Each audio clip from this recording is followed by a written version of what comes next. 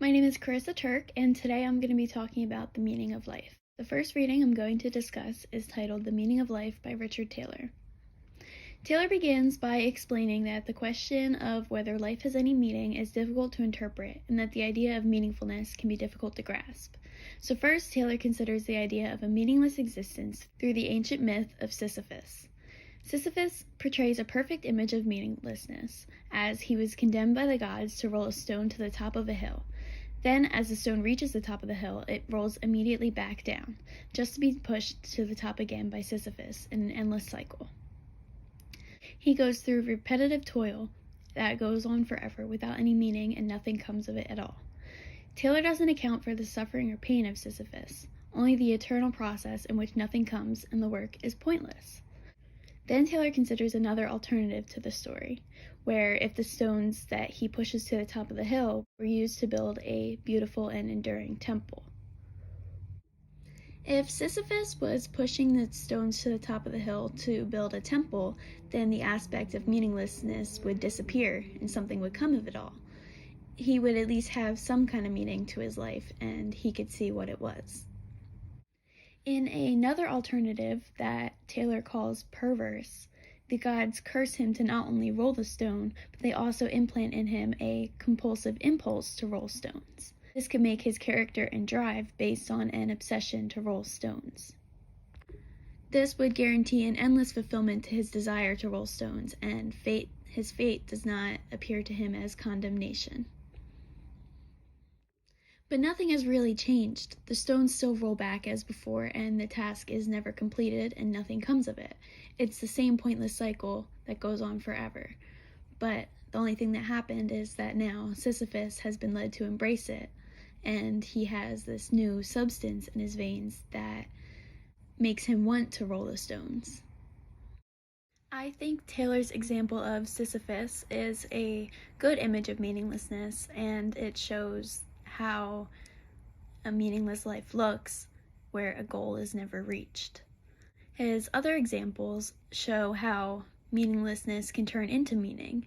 If he was to build a temple at the top of the hill, then he would have some kind of meaning. And if he had this impulse to roll stones, then I think there would be some kind of meaning to his life because he would feel fulfilled. Taylor goes on to define meaninglessness as endless pointlessness, and meaningfulness as the opposite. He asks, which of these pictures does life in fact resemble? He wants to look at not our own lives, but what we have and what we share with the rest of creation.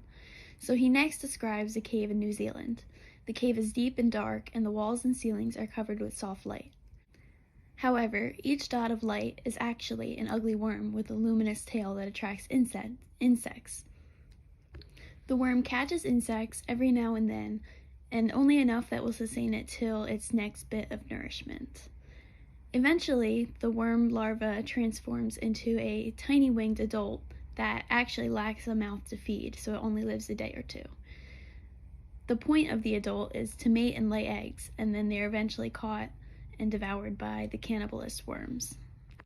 At this point, after they've mated and laid eggs, the only point to their existence has been fulfilled, and this meaningless cycle has been going on for millions of years, and it may continue for another millions of years. Taylor believes that all living things present essentially the same spectacle. This is where I disagree with Taylor. Humans, we don't live from nourishment to nourishment, and we're not only here to reproduce and then die. I think there's more to our life than the life of this worm, because we are here and we can get educated, we can learn, we have jobs, we have complex thought, we do more than just eat and reproduce. In fact, I don't believe that we have the same instinct to reproduce as animals and insects such as this worm. Animals and insects such as this worm have an instinct to reproduce, and that's kind of their sole purpose, is to reproduce. But for humans, on the other hand, not all humans choose to reproduce because they don't want children and they don't want a family. It's kind of a choice rather than an instinct. Taylor explains other aspects of life that are similar to this worm, such as a cicada that burrows for 17 years and then they emerge, lay eggs, and die. Then there are birds that span an entire side of the globe each year and then return, and they ensure that others follow the same incredibly long path again and again. These cycles have been repeated for so long, accomplishing nothing and getting nowhere, and Taylor thinks that there is no point to it all, and each of these cycles are to be followed by more of the same. Taylor believes that we are part of this life and our differences are not as great as we think, that we are part of this cycle of endless meaninglessness. Again, I disagree with Taylor, and I think we are pretty different from these endless cycles that in nature that we have seen for many years. Humans don't all do the same thing. We accomplish our own goals and we live our own separate lives. And we're not the same as a cicada that burrows for 17 years and lays eggs and dies. Sure, we live, we die, but in between we do a lot of different things and achieve a lot of different goals. Taylor agrees that as humans we achieve goals and we raise our stones to the hilltops, but he believes that every accomplishment fades and goals and accomplishments are like bubbles. A building, for example, doesn't last forever, and it eventually fades or is destroyed, and it provides an occasion for renewed labors of the same kind. Although Taylor is correct in that achievements don't last forever, but they are still there for a very long time, and they still provide something for humankind, and they're still meaningful, and they are still accomplishments that last, although they don't last forever. But in reality, nothing lasts forever. Everything fades, everything dies at some point. But that doesn't make it meaningless. Taylor goes back to Sisyphus and says that if he had a deep interest in raising a beautiful and long-lasting temple, and he did achieve his final result, then what happens next? Taylor claims that Sisyphus would do nothing ever again and he would be infinitely bored. His labor has been given a point, but at the same time, what was worthwhile seems to have slipped away. Taylor believes what counts in life is that you're able to begin a new task, and it counts because it is there to be done and you have the will to do it. Taylor believes that the strange meaningfulness we possess is the inner compulsion to just be doing what we were put here to do and go on doing it forever. His overall argument is that the point of living is simply to be living in the manner that it is your nature to be living. What he means is the point of living is to live in a way that provides you satisfaction and to continue doing it. Although I agree with Taylor, I think there's more to it than just doing what makes you satisfied. Some people are satisfied by killing one another, and that's not okay, and that's not the meaning of life. So I agree with Taylor's argument, but I think there's more to it, and there's more of a duty to others that we also have. The second reading is titled Meaning in Life by Susan Wolf. Wolf first explains people that come to mind as meaningful lives, such as Gandhi, Mother Teresa, and Albert Einstein, as they lived great lives of moral or intellectual accomplishments. Thoreau's lives of quiet desperation and Sisyphus represent lives of meaninglessness, according to Wolf. Wolf believes that meaningful lives are lives of active engagement in projects of worth. Wolf first defines active engagement as something that makes someone feel gripped, excited, and involved, and that we are actively engaged by things that we are passionate about. Wolf also adds that being actively engaged is not always pleasant, and activities in which people are actively engaged in frequently involve stress, danger, exertion, or sorrow, such as writing a book or climbing a mountain.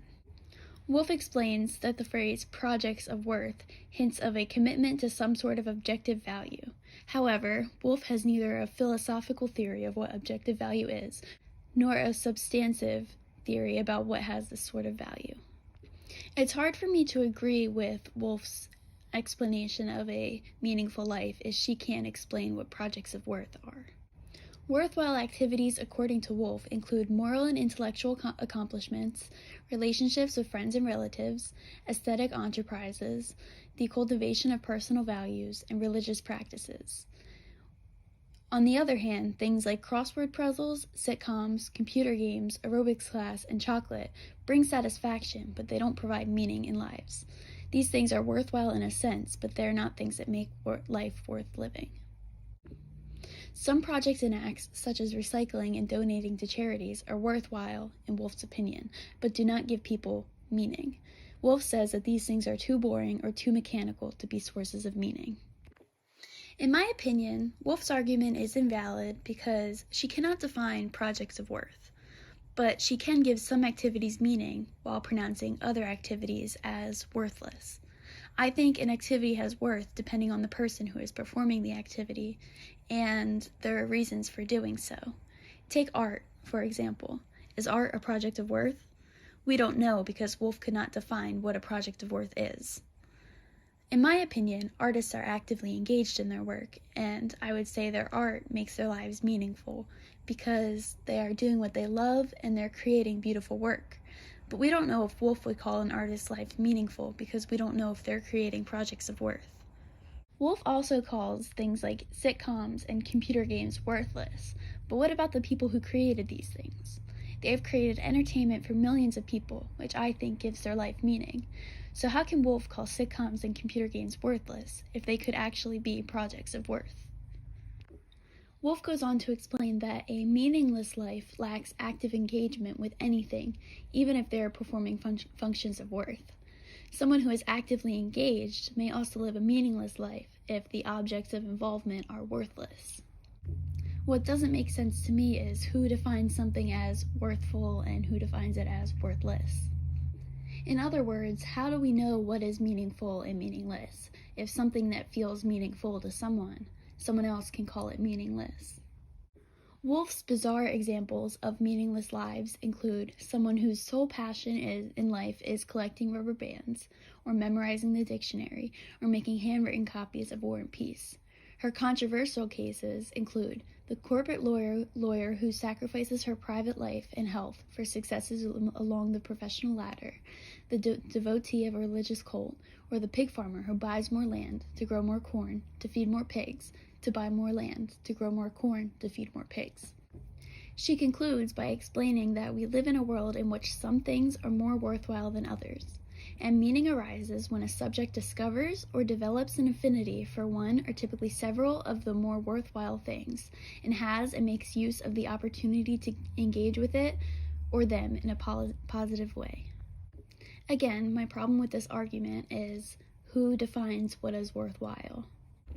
In my opinion, this argument is invalid because it is too inconspicuous and there's too much up in the air about what is worthful and what is worthless. The final reading I will discuss is titled Meaningful Lives by Christine Vetrano. Vetrano begins by explaining and evaluating both Susan Wolf's and Richard Taylor's views of a meaningful life. Wolf believes that a meaningful life is one in which you are actively engaged in projects of worth. However, her argument does not define what projects of worth are, and she doesn't account that the same activity could be judged as meaningful or meaningless depending on why a person engages in it. Richard Taylor's view is that a meaningful life is one that affords you long-term satisfaction regardless of the activities you choose. Vetrano argues that even if a person's life is enjoyable, their life doesn't deserve to be judged positively if their life is morally unworthy, and they display no concern for the welfare of others. I agree with Vetrano that for these reasons, both of these arguments are flawed. Vetrano proposes to combine the insights from Taylor and Wolf to define a meaningful life as an individual that acts morally while achieving happiness. Vetrano defines being happy as being satisfied with one's life, where someone is content and not suffering excessively from anxiety, alienation, frustration, disappointment, or depression. Vetrano explains that although someone may face problems, they can still be satisfied and view their lives more positively than negatively. There are different cases where someone may be satisfied, ranging from earning a lot of money to spending time with friends every day to acting in theater productions. People have different paths, but their degree of satisfaction may be the same. For instance, poor people can be satisfied, people that are alone can be satisfied, and people can be satisfied despite an illness they may have. In any case, the judgment of satisfaction is the individual's, not anyone else's. I agree most with this argument because it depends on an individual's specific preferences. It doesn't matter the worth of the activities they are interested in, just the way it makes them feel. I agree that the meaning of life is to be happy and live morally. We all have our own individual interests that give our lives meaning and give us reasons to do what we do. Vetrano believes that the key to finding satisfaction lies within yourself because you cannot control the events outside you. She adds that some people warn against engaging in childish pursuits, but if adults find satisfaction in these things, such as collecting dolls, telling jokes, selling cookies, planting vegetables, and they meet their moral obligations, then there's no reason to disparage them from their interests. Vetrano concludes by explaining that a person's life was meaningful if they found satisfaction and they displayed due regard for others. In conclusion, I agree with Vetrano that the meaning of life is to be satisfied and happy while living morally and displaying due regard for others. But I also want to add one more thing to Vetrano's definition. I think an important meaning in life is to create relationships with others and build connections. This is a very human experience as we can create different types of bonds with several different people in our lives. I think this is an important meaning in life because other people help us to be happy and they motivate us to do what we do.